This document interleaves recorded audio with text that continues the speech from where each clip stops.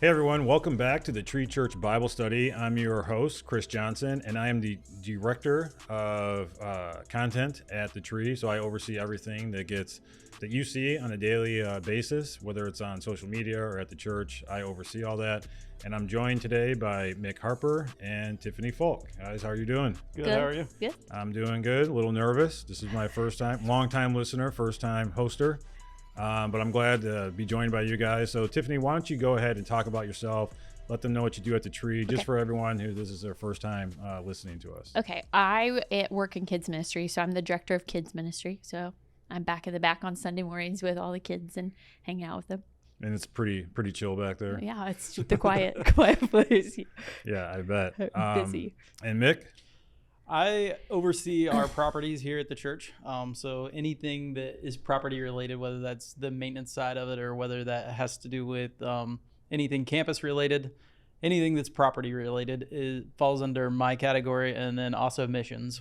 So it's kind of a two-sided job. And you just got back from a missions trip. From what we understand, it was very successful. Yeah, we just we took 2018s to the Dominican Republic for a week, and it was a very good trip. We had a great time, and we were able to watch the teens grow during that week. Mm-hmm. Really good trip. We had a great group of leaders that went. So overall, I would consider that one a success. That's awesome. I know my son Samuel is really looking forward to becoming of age and being able to go on those. He's got like another year or so, but he'll be your first sign up. I can guarantee that. Yeah. So, all right. Well, today we have the privilege of talking about 1 Corinthians chapter 13, which we all know as the love chapter. Mm-hmm. Just real curious, have you guys ever heard these passages in a wedding? Yes. Did you guys use them in your own weddings? I don't remember. I don't either. Yeah, I don't remember a whole lot about my wedding other than just being nervous and wishing that it would have been more casual. I was like, man, Right. Maybe I would have remembered it a little better that way. Well, I've done it 3 times, and I can't remember either time. So, but this is known as the love chapter. Mm-hmm. So, knowing that, we got a couple questions just to kind of icebreakers. First one is, if you were to describe your love of food using a movie title, what would that title be and why? Tiff, we'll start with you. Oh, man. I said for the love of nachos or tacos. I love nachos and tacos. I can eat Mexican food all the time, so that's why. What was the movie? For the love of nachos or tacos. That's a really... No, it's not a real movie. I didn't have any titles. No, I made it up. All right. I'm like, I haven't seen that movie. You're I want to see it. Well, I guess I could say, I've never seen Nacho Libre, so I was I don't. Gonna say, you could throw that one in there. At least it's got nachos. I've never seen it, so I don't know. That would have been a great answer. Yes. That's a great movie. If you haven't seen it, I would highly recommend seeing it. Okay. And Mick, what about you?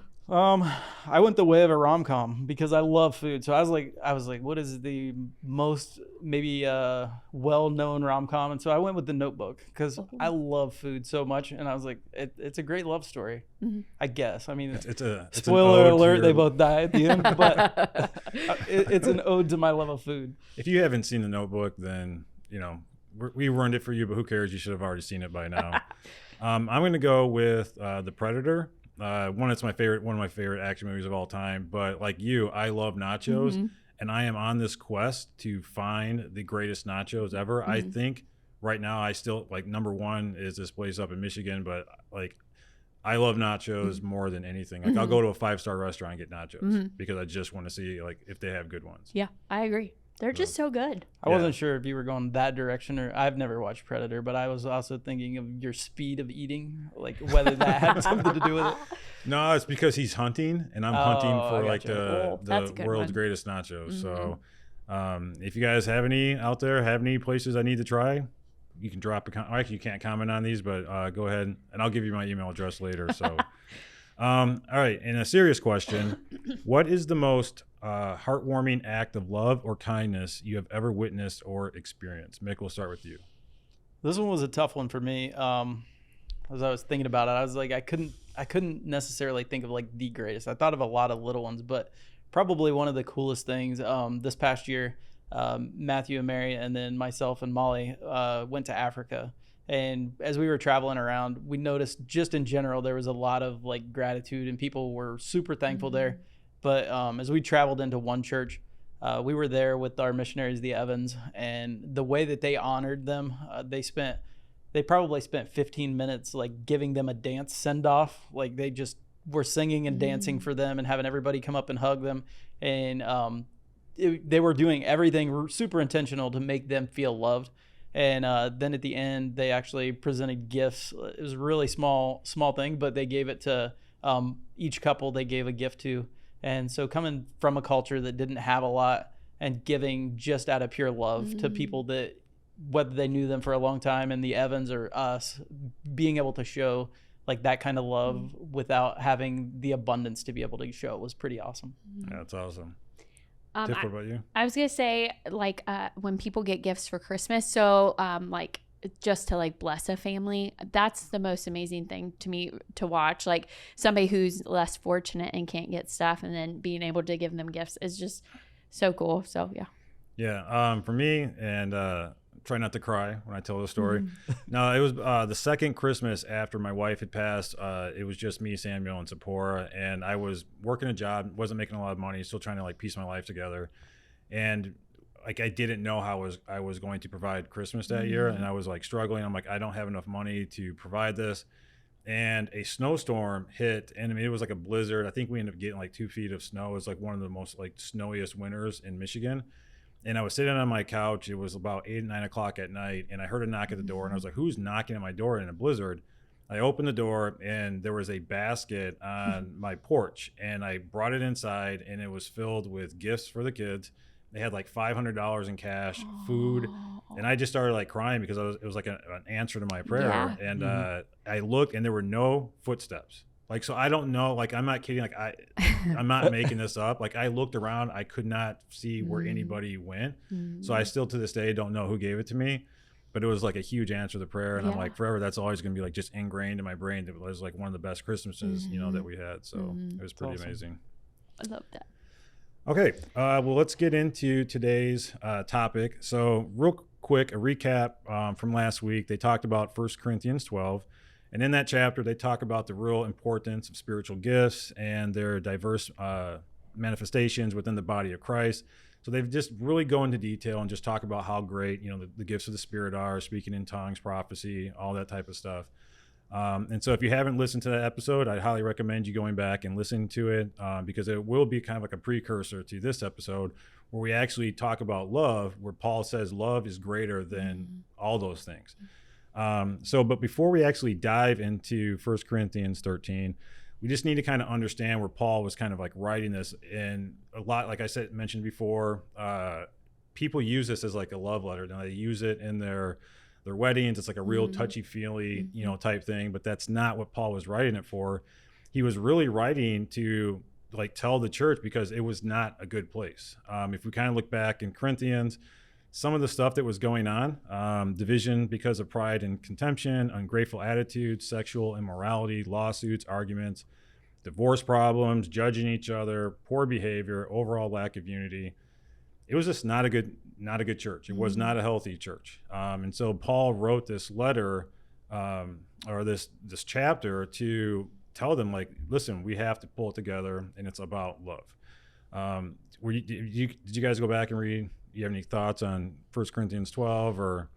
No, I was originally signed that in the podcast, and I was happy that I got moved to 13. I was like, I'd much rather talk about love. I feel like I had a little more grasp on that. So I was happy I got moved. I was happy that this was my first one because when I looked, like when they signed it to me, I was like, oh shoot, it was like 13 verses, and you look at that, and it's just like there's a lot of stuff in there that I'm like, glad I didn't have to go over that one. I would have been studying forever. So like Chris really eased me into this one. But that's just kind of like a precursor to this chapter. It's kind of like a really basic overview of 1 Corinthians 12 and just kind of where the church of Corinth was at during this time. So when we look at chapter 13, the more I studied this, one of the commentaries I was reading broke it up into 3 sections. So the first is going to be essential, which is verses 1 through 3. The second is going to be visible, which is verses 4 through 7, and eternal, which is verses 8 through 13. So for the essential side, we're seeing that love is greater than anything. So right off the bat, like Paul is like, hey, love is all that stuff I talked about in those not the old, but the previous chapters. This is greater than all of that. And number 2, and visible, he talks about what love looks like, and that's the passages that they, I'm sure weddings. that you guys don't remember in your wedding. So, and then the third one is the eternal, which is love will outlast all the spiritual gifts. So it's going to be like an eternal thing. So we're going to look at these in each of those three columns, with the first being essential. So I'm going to go ahead and I'm going to read the first three verses, and then we're going to get into some questions. So, all right, 1 Corinthians 13, verse 1. If I could speak all the languages of earth and of angels, but didn't love others, I would only be a noisy gong or a clanging cymbal. If I had the gift of prophecy, and I understood all of God's secret plans and possessed all knowledge, and if I had such faith that I could move mountains, but didn't love others, I would be nothing. If I gave everything that I have to the poor, and even sacrificed my body, I could boast about it. But if I didn't love others, I would have gained nothing. So he's talking about like this is the most essential part. He talks about, chapter 12 and like the prophecy, having knowledge and all that. But he's like, you can have all that type of stuff. But if you don't have love, it means nothing. So first off, for the people who this is their first time listening, Mick, why don't you go ahead and let's answer this first question. What does he mean by the languages of earth and angels, and what is prophecy? Man, we went right in.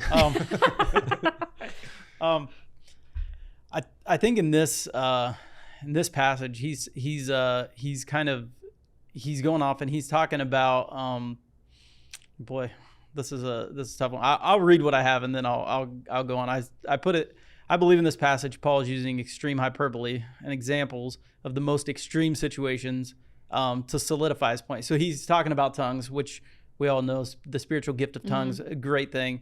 Wisdom, having wisdom is obviously a great thing. Faith, generosity, and then even goes to the point of martyrdom or being killed for someone else. So he's using these super extreme situations to describe something, and I think that that's why he's using those extreme cases is to further solidify the point of the importance.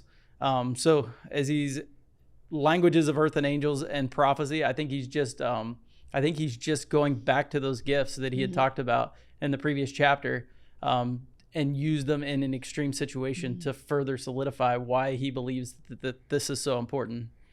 Yeah, it's like he's just stating the impossible. Like obviously nobody's ever going to know the languages of everyone. Yeah. Like you can have all the faith in the world. I don't see anybody moving a mountain, so it's just kind of like being just like, listen, this is never going to happen. Like you can't have all this type of stuff, so I think he's just using just extreme examples. And honestly, like what I put down is like, to put it all in the nutshell, it's like having a fancy car that looks great but doesn't have an engine. You can have all the stuff on the outside, but if you are dark on the inside, then that means nothing. So Tiff, why do you think Paul emphasizes the importance of love over spiritual gifts and acts of sacrifice in this passage? So if you don't love people, and then say God gives you a prophetic word for somebody, and you are a jerk to them all day long, then they're not going to take that as like God's word. They're going to be like, no, we don't want to talk to you. Or if you're going to be kind to somebody and you're treating your kid bad the whole time, you know what I mean? Like if you don't love people and show the love, then God's gifts don't show, I don't think, to people. Right. Yeah. As I was thinking about that one, I was also looking at it from the standpoint of, doing those other things. If they're not motivated out of love, they're all just selfish. Yeah. They're just all for selfish reasons. Like going back to some of those things, like, whether that's generosity or martyrdom, like anything that you're doing, if you're not doing it out of an act of love, it's just for some type of selfish reason to try to self-promote, to try to make yourself look better than what you are. So, I mean, really, any action that's not done out of love it has a selfish motivation behind it. What about do you think it's possible to have those spiritual gifts if you don't have like love? Like, if you don't have love in your heart, I don't see you being connected to God on a spiritual basis, because I mean, God is love, and so like to me, it would almost be like a false manifestation of like, is this really from God? If I heard somebody prophesying. Or even, claiming to speak in tongues, but I knew behind the scenes that they were like one of an evil person. It's like, is that real? Yeah. Well, I was going to say, so like I knew somebody that they quoted this passage. So they came from a super prophetic church and they had the gifts flowing, but they didn't love well. And that was like, she said when she read this scripture, she was like, oh my gosh, like what are we doing? Like this is the whole point of the Bible. So they had the gifts and they were using them, but they weren't loving others well. So I just remember speaking to her and her telling me that. And I was like, wow, I didn't even, think of it that way. Mm-hmm. Yeah. I think that I would have a harder time, believing someone's prophecy if they came to me, somebody that did not love me or somebody that wasn't acting in love. But I do think that God could use people that are not in the center of his will to speak words into you, or even for acts of like generosity or something like that. I do believe that God could work through somebody without it being motivated by love. But obviously in our Christian life, if we're wanting to be in the center of God's will, our actions need to be motivated out of love. Right. And that kind of leads us into the second question, which I think we might have already answered, is why do you think love is considered essential for these acts to hold value? I mean, it's just thinking about my marriage, if I could tell my wife I love her all day, but if I'm not doing anything around the house, if I'm not helping out, is that real love? You can say stuff all day long, but, put your money where your mouth is, as they would say. Yeah. Yeah. I think selfish, anything we're doing out of selfish ambition, which is where I'm going to kind of maybe shove that question toward. I think that's so against the way that Jesus taught us to live. And obviously there's no greater example of love than Jesus and his time on earth. So to try to separate that out in some way, I just don't, there's a lot of things that I don't think line up when we're just doing things out of selfish ambition. Right. So how does love transform and evaluate these spiritual attributes? And the attributes that we're talking about, prophecy, wisdom, faith, how do you think love transforms or elevates these? So I know like if somebody is not, showing love and they're doing these things, it's not going to hold any water. But how do you think this would, elevate it? So like kind of going the opposite way. I think God gives you a different perspective on them too. So like if you want God's wisdom, God gives you a different wisdom than your own wisdom. So I think if you have that love for God and trust him, that I think you start to see his perspective on things, like in the prophecy, wisdom, and faith. Yeah. I would agree with Tiff 100%. Like anything that when we have that close connection with God, when we're loving like Jesus loved, I think that any of the spiritual gifts that we have are going to be for one, we're going to be more aware of them because we're going to be closer to the center of where God wants us to be. So we're going to be more aware of the people around us that need us to pour into their lives. You're going to be more connected with God, and that I think that he's going to even speak through you more when you're closer to him. So I think that in all of those ways, it elevates it in some capacity because God's working through you a little differently than when you're not in the center of his will. What is, like, this is not going off topic, but what is you guys' background with the spiritual gifts? Like, did you guys grow up in a church to practice spiritual gifts?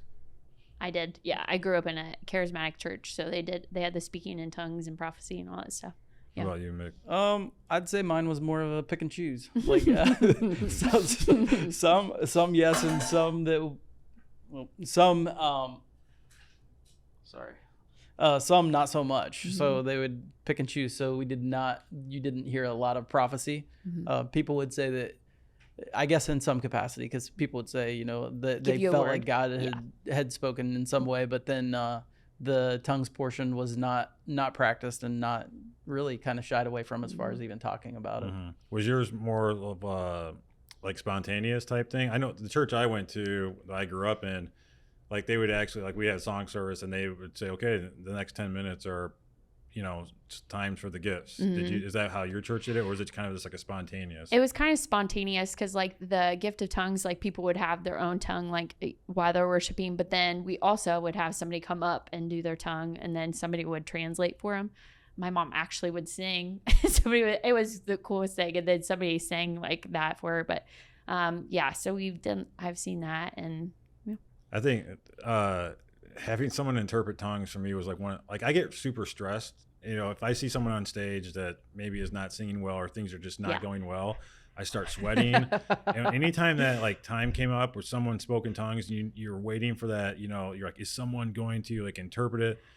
I would just start sweating and I just put my head down, you know, and be like, oh, please God, let someone do it. Cause like, that's gotta be like, that would be, you know, the really worst. embarrassing. I Yeah. know. Okay. So that takes care of the essential part. So kind of wrapping that up is that love is essential. You know, you can have all the prophecy, you can have knowledge, wisdom, all that type of stuff. But if you don't have love, none of all that is meaningless. So that covers the essential part. Now we're going to look at the actual visible part. And this is the part that we see, you know, in ceremonies and stuff like that, the real lovey-dovey, you know, kind of talking about like the visual aspects of love. So starting in verse 4, love is patient and kind. Love is not jealous or boastful or proud or rude. It does not demand its own way. It is not irritable. And it keeps no record of being wronged. It does not rejoice about injustice, but rejoices whenever the truth wins out. Love never gives up. Love never loses faith. It always is hopeful and endures through every circumstance.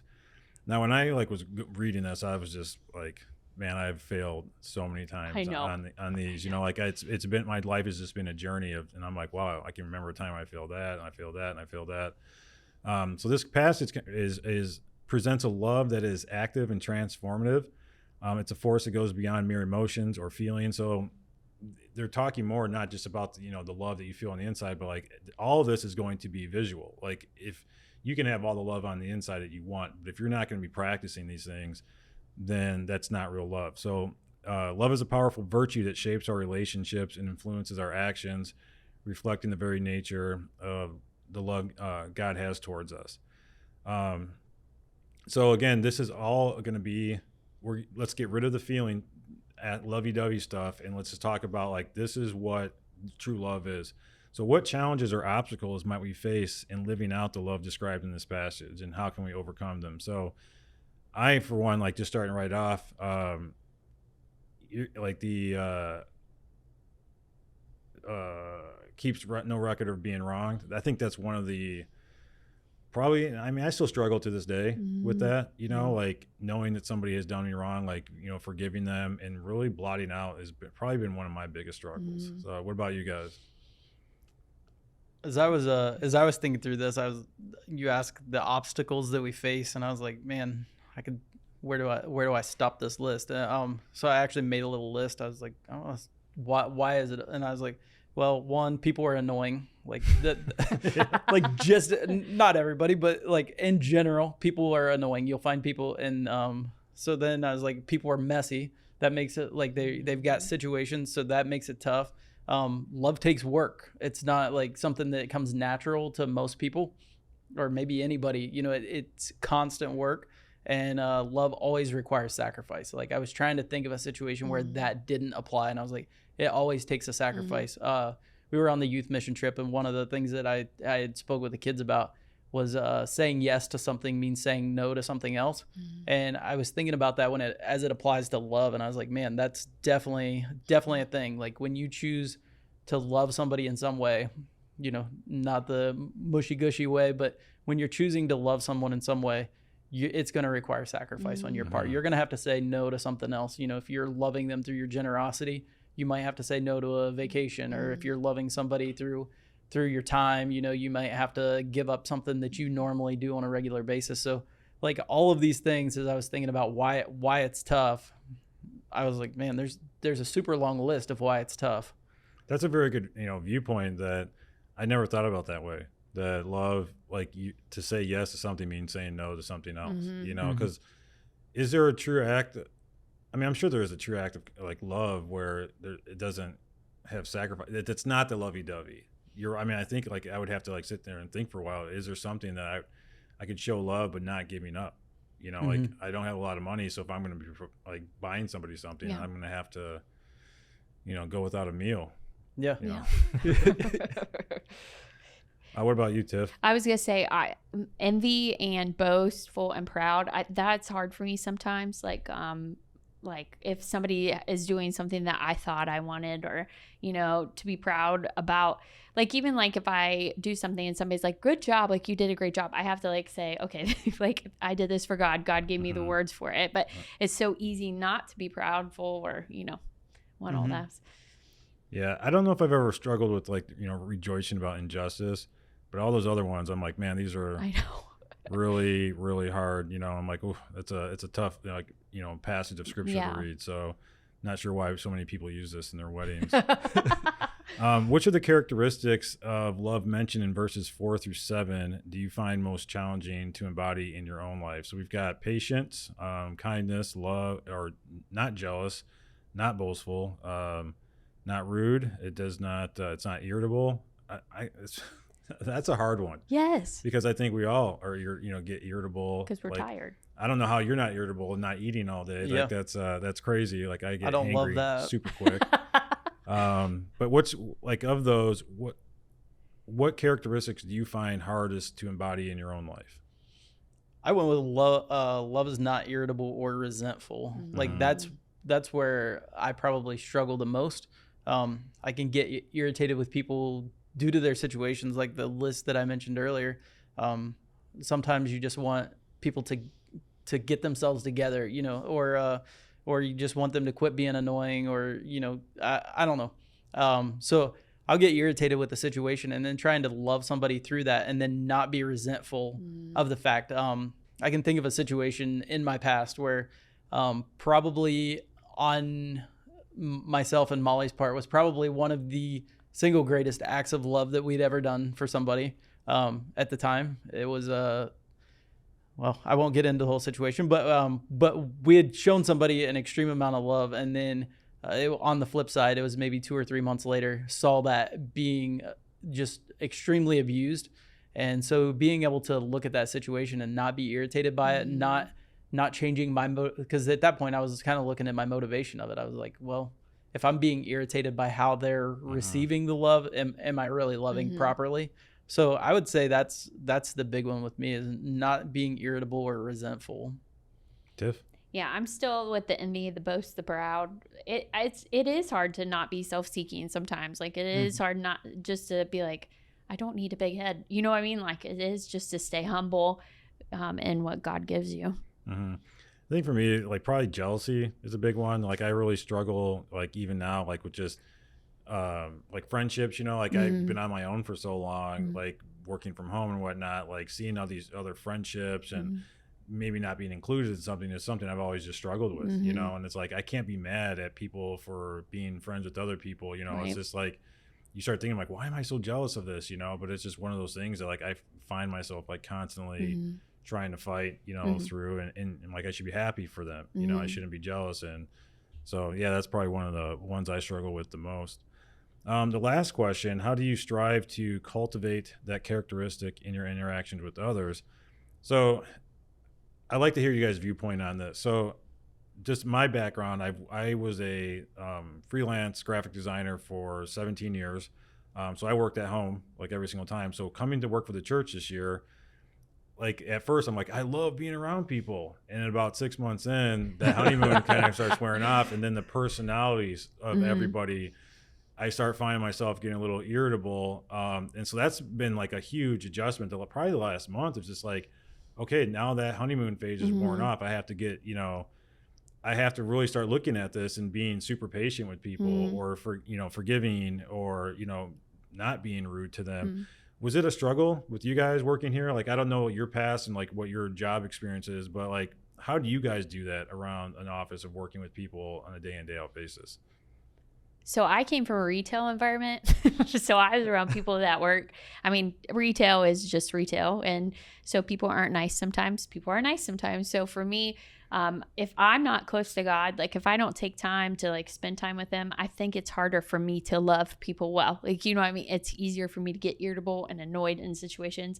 But when I really do have my time with God, I feel like he can calm me down. I still get annoyed, but I can calm down and be like, it's okay. So that's what. Yeah, my background is construction. So I manage construction crews in Columbus, and that's not a very lovey-dovey work environment. So But even coming from that to here, so that work environment's very production driven, very like get done what you can get done, make the most money that you can make in the day. Like that was my goal for the company as a manager there, was to try to push people as hard as I possibly could, and then send them home with a good check. Like that's the end of it.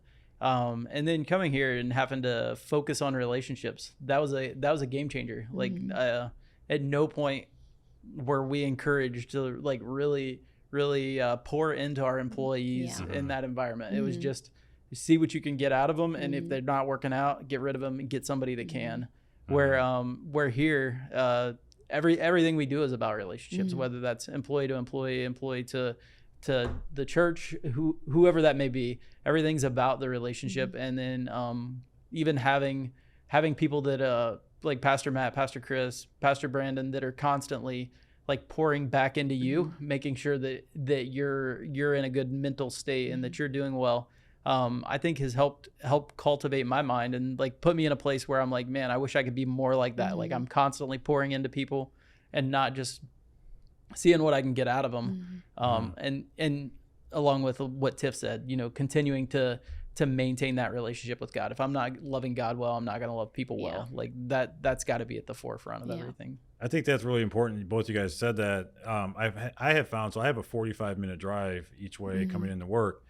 I have found that if I'm not like pouring God into my life, like through Christian music or whatnot, like if I'm listening to, you know, secular music or a podcast on the way in, my attitude towards other people right off the bat is extremely different. You know, I may not portray that to people, but I can tell internally that it's way different. So I've had to really make those strides to like, you know what, if I want to show God's true love, I need to pour that love into me. Do you guys like, what are you guys' thoughts on that? Do you guys do anything? How do you pour God's love in yourself so you can pour love to other people?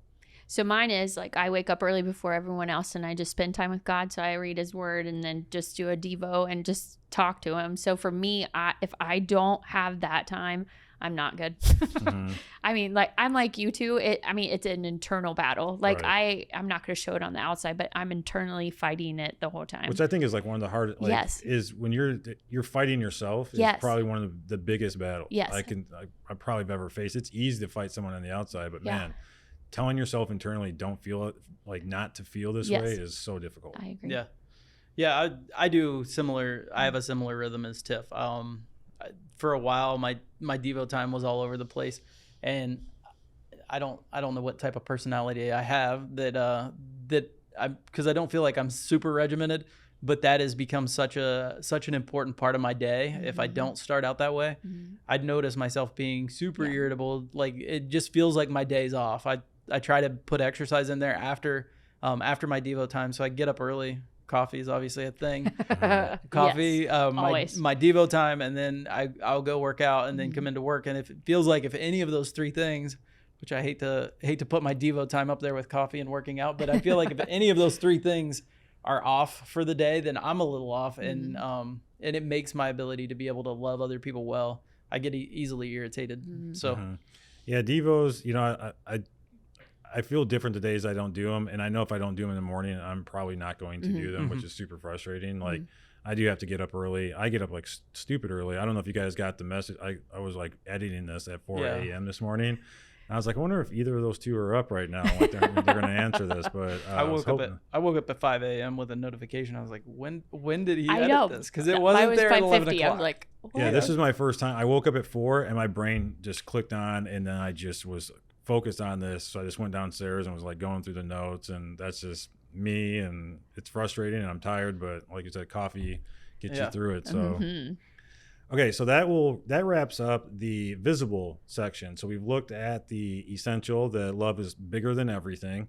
If you can have all the other stuff, but if you don't have love, none of that's going to matter. We look at the visible aspect of love, that love is, you know, it's not something that's internal, it's something that's poured out that people can see.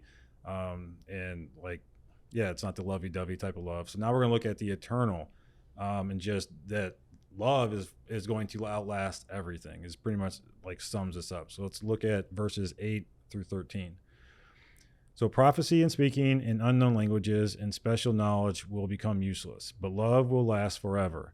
Now our knowledge is partial and incomplete, and even the gift of prophecy reveals only part of the whole picture. But when the time of perfection comes, which they're talking about going to heaven, these partial things will become useless. When I was a child, I spoke and thought and responded as a child, but when I grew up, I put away childish things. Now we see things imperfectly, like puzzling reflections in a mirror, but then we will see everything with perfect clarity. All that I know now is partial and incomplete, and then I will know everything completely, just as God now knows me completely. 3 things will last forever: faith, hope, and love, and the greatest of these is love. So that I was talking with Chris today just about this verse, and then how they're talking about a lot of people use, when I grew up, I put away childish things, kind of like, and the aspect of growing up. I've really never read it in this passage, like verses 8 through 13. So what it's essentially saying is that, right now we see everything imperfectly, but once we get to heaven, we're going to see everything perfectly, just like a child. As we get older, we get smarter. So Paul states that love is never going to fail, unlike spiritual gifts such as prophecy, tongues, and knowledge, which will eventually cease. Again, once we go to heaven, he explains that these gifts are imperfect and temporary, but when the perfect comes, referring to God, they will be rendered unnecessary. So what implications does this have for our understanding of the importance of love in our lives? Mick, we'll start with you. Or you Okay. want... No, we're good. I think just knowing that we're temporal beings and like look in a temporal world, so we're living for something greater. And any like we had talked about a little bit earlier, any of our gifts that we're using, if they're not motivated out of love, then what is the reasoning why we're doing them?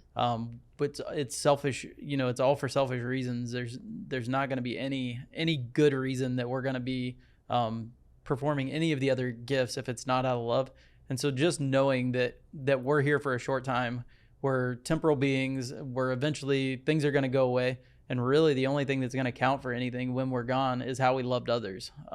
Everything else is going to eventually fade away. I can be generous with Tiff today, and then eventually my generosity is going to run out. Like I give her $100 today, she goes and buys a cool pair of shoes, and my generosity eventually, when those shoes are worn out, that's gone. Yeah. But what the thing that's going to outlast that is going to be the love, the motivation behind what I did. That's going to be what outlasts any just immediate thing that I do for her. Yeah. Which you do have a lot of cool shoes. Is that your big thing? I do love shoes. Yes. All right. So what do you think about that? What implications do you think that had understanding the importance of love in our life? I agree with you, Mick. I think love is going to be the thing that outlasts everything. So we can have a gift for somebody, we can give somebody a word from God, but if we don't have that love part, it just doesn't show God's love. Because he absolutely loves us so much. So I think that's what we will have to show others. I think even how it's received, like you talked about somebody giving you a word. Even though that could be a true word, like if the motivation and the person behind that isn't demonstrating love, then I think quickly that, we tend to doubt it. Just like you were talking about at the beginning of the podcast, how, is it possible to have a spiritual gift without love? I think people will doubt, especially if they're not where they need to be spiritually. They're going to doubt why we're doing it. Was it of God? Because God is love. And so if we're not demonstrating his love back, then they're going to even doubt that what we were doing was even a real thing. Yeah. Yeah, exactly. I just think we can't get there if we don't have love in our life. I think that just pretty much sums it up, that if you don't have love in your life, you're not going to get there, because none of that stuff is going to matter to you. So what does it mean for love to be the greatest virtue among faith, hope, and love? Well, I was going to say, so we can put our faith and our hope in God, but if we don't love him, if we don't truly love him, we're not going to receive, that. So we're not going to really put all of our faith in him, all the trust in him. We're not going to have our hope in him. But if you really know how much God loves you and receive his grace and really see the way he looks at you, I think it's easier for you to be able to have faith and hope in him. Yeah, that was pretty much right along the same lines as I was thinking with that. I think without fully understanding God's love for you, I think that you'll struggle to find, I think you'll find your faith will be weak and your hope will be weak if you don't fully realize how much God loves you. Yeah, I know, So when after my wife passed away, it was very, I teetered on this, and it was just a struggle. I was on a struggle bus, pretty much. And but I realized that later on, like I look back at it now of where I was, and I'm like, my love for God was true, because despite all of that, I never like lost faith, faith that He was going to get me through it. Like I never questioned. I mean, I had some serious heart to hearts, with God, but I never had like the doubts that my life was going to get better. I never like worried about that. So I don't think really you can have strong faith if you don't have love for God. Like that really showed me, no matter what happens, like, man, your love for God was true. Like I'm here, I'm doing what I am doing now. I'm like, it made me happy, that like my love for God was true. And that really like expounded my faith in Him. So how can we cultivate and prioritize love in our relationships and actions, recognizing its eternal significance? So like, what can we do to cultivate and prioritize life in like all of our relationships? Like I mentioned before, love's tough. Like it doesn't matter what that relationship is. Even thinking through like friendships or if you're dating, if you're married, whatever you look at, even a boss and employee relationship, every single aspect of that is you can look at it and it's tough. And if you're not going into it motivated out of love, the easiest thing to do is going to be to give up on them. Like, because people get annoying. It doesn't matter who it is. Eventually you'll become annoying. Sorry, Chris. I was looking at you, and that wasn't meant to be you. Rude. But you're gonna anger starting to creep in. Yeah, after 6 months, you found yourself getting irritated with people. So people, you're gonna have to get past those at some point. And so all of our relationships, I think, in order to have any type of long-standing relationship, it's gonna have to be motivated out of love. Like you're gonna have to look at that person, decide you're gonna love them, and then it's work. It is work. Yeah, it's not easy. That is for sure. No. I was going to say give them grace. Like you have to give people grace because, I mean, we fail. I mean, I suck at relationships, and so people give me grace. So I think you have to give people grace, and in order to do that, you have to love them well. So that's the hard part. Yeah, I totally agree wholeheartedly with you guys. So reflecting on the phrase, all that I know now is partial and incomplete, but then I will know everything completely, just as God now knows me completely. How does this idea of complete understanding in the presence of God impact the way you approach faith and the pursuit of knowledge in your daily life? I know for me, it really puts into perspective that like my knowledge of everything is super minuscule. And it almost makes, like, I love learning new things. I love teaching myself new things. If I knew right now, like I understood everything, it's almost just kind of like, okay, what's the point? But it's that constant search of like even going over all these scriptures today and reading it in a way that I had never read, reading commentaries, like it's super like invigorating. That it makes me excited for what I'm doing, or it makes me excited for my faith. So how does it make you guys feel? Like, how do you, like, just in the pursuit of, like, what do you guys think about that? It makes me want to keep pursuing Him, like keep pursuing learning His word, keep pursuing like knowing His love for me. And then I never want Him to leave me. Like that's why I was thinking about that. I was like, man, I never want God to say I'm done with you. And I know He never would, but like in my brain, I'm always like, I'm sorry, I messed up. But like, that's what I never want Him just to walk away, because He takes care of me for everything.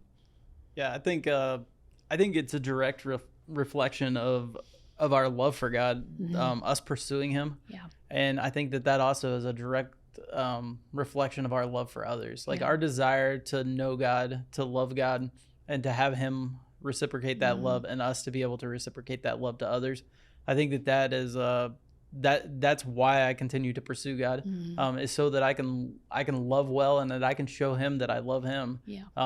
The relationship aspect is super important, more so than any of the work side that we can do. So that relationship with Him, I want to continue to know Him better. That way I can better know how to love Him and how I should love other people. Yeah, I see that play out like just in my marriage. I love Lindsay to death, but like I'm not there yet. To always be striving to love her more is like probably one of the greatest gifts, I can like do on a day in, day out basis is, it makes me excited. It makes her, excited. And that's how I view my relationship with God, that I'm just constantly pursuing something, like because once you've made it, it's kind of like, okay, that's it. I'll try something new, and you'll never make it. Plus, it's gonna be awesome when you get to heaven and just like, oh yeah, this is great. Yes. Yeah, we were headed down to Miller, so down way out in the country yesterday, and so we didn't want to let Hudson drive, and so we were sitting in the car, and normally they're pretty plugged in during car rides. So they had headphones on, and I made him take his headphones off, and Molly and I just had like a long talk with him, because I told him, I was like, buddy, this is an area of you that I don't know, and I want to know, because I wanted to be able to know how to pour into him, like when he needs advice on something, or like what is it that makes him tick in that way. And so just like spending time with him one-on-one, getting to know him, so that I knew how to love him better when those situations come up, or when he needs advice from me or whatever, that I know how to better pour into him.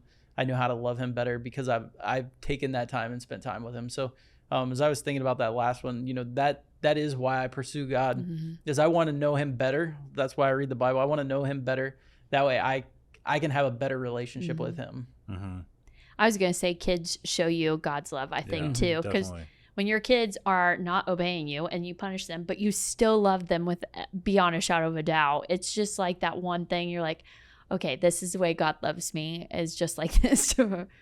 Yeah, it's I have 3 kids on like all spectrums. I have a 20, she's going to be 21, 12, and a year and a half old. I like that 11-year plan in between them. But it's like I'm constantly learning new stuff about it. Even Sephora, love her to death. She is a mini me, and I think that's why we just butt heads all the time. But like I will never fully figure out like how to fully love her the way that she needs to, and to strive for that. Like it's something that, okay, I'm driving home, how can I talk to her about stuff that's in her life? Because we're always changing. Nobody is ever. I'm not the same as I was when I was 20. So she's always going to be changing. Like as we change, we just have to constantly, pursue that love in that person and try to figure out. And I mean, it mirrors our relationship with God. For sure. All right. Well, that concludes this. You guys have any final thoughts on the love chapter? I don't think so. I think we covered basically everything. So I'm going to leave you with a quote from the great philosopher Jackie Moon. He once said, "Everybody love everybody." So thank you for joining us today on the Tree.Church Bible Study Podcast. I hope you guys enjoyed this, and we look forward to talking about the Bible with you next time.